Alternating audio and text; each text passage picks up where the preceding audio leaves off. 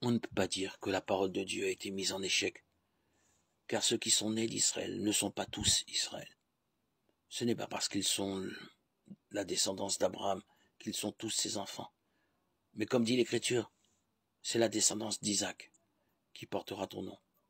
Autrement dit, ce ne sont pas les enfants de la chair qui sont enfants de Dieu, mais ce sont les enfants de la promesse qui sont comptés comme descendance. Car telle est la parole de la promesse. À la même époque, je reviendrai chez toi, et Sarah aura un fils. Et ce n'est pas tout. Il y a aussi Rebecca qui n'avait connu qu'un seul homme, Isaac, notre père. Ses enfants n'étaient pas encore nés, et donc n'avaient rien fait de bien ni de mal. C'est alors que pour maintenir le dessein de Dieu qui relève de son choix, et ne vient pas des œuvres, mais de celui qui appelle. Il fut dit à cette femme, l'aîné sera assujetti au plus jeune, comme il est écrit, j'ai aimé Jacob, je n'ai pas aimé Ésaü. Que dire alors? Y a-t-il de l'injustice en Dieu? Jamais de la vie. En effet, il dit à Moïse, je ferai miséricorde à qui je veux, je montrerai ma tendresse à qui je veux. Il ne s'agit donc pas de la volonté de l'homme ou de sa course acharnée, mais de la miséricorde de Dieu.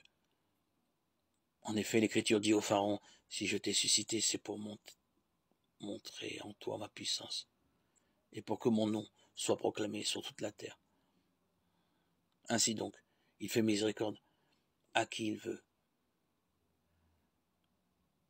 et il endurcit qui il veut.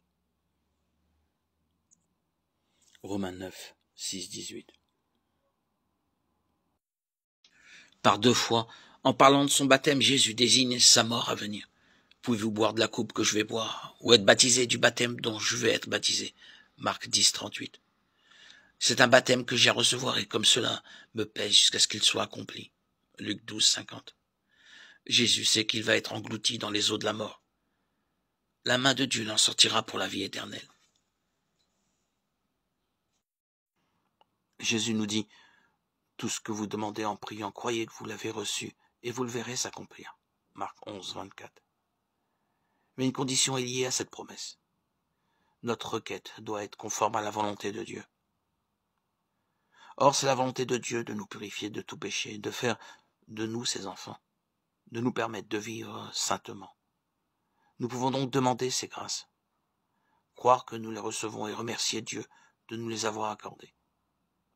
Il ne tient qu'à nous d'aller à Jésus pour être purifiés et pour subsister devant sa loi sans confusion ni remords. Il n'y a donc maintenant aucune condamnation pour ceux qui sont en Jésus-Christ. Romains 8, 1. Dès cet instant, vous ne vous appartenez plus. Vous avez été rachetés à grand prix. Ce n'est pas par des choses périssables, par de l'argent ou de l'or, que vous avez été rachetés, mais par le sang précieux de Christ, comme d'un agneau sans défaut et sans tache. 1 Pierre 1, 18, 19. Par ce simple acte de foi en Dieu, le Saint-Esprit vous a engendré à une vie nouvelle. Vous êtes maintenant un membre de la famille divine, et Dieu vous aime comme il aime son Fils.